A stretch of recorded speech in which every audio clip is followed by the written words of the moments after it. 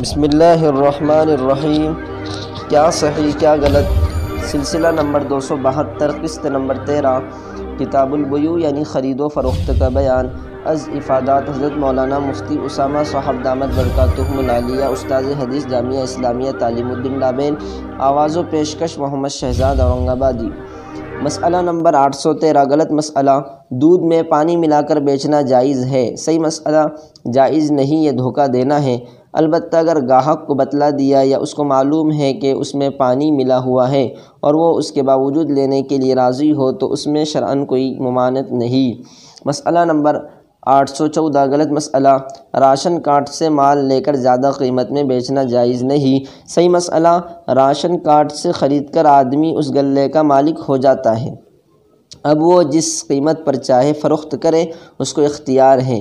البتہ اگر یہ خلاف قانون ہے تو اس کو منع کیا جائے گا کہ کچھ نفع کی خاطر عزت اور مال کو خطرے میں ڈالنا دانشمندی نہیں۔ مسئلہ نمبر 815، غلط مسئلہ، کسی دکاندار اور تاجر کا بہت زیادہ نفع لینا بلا کسی قباحت کے درست ہے؟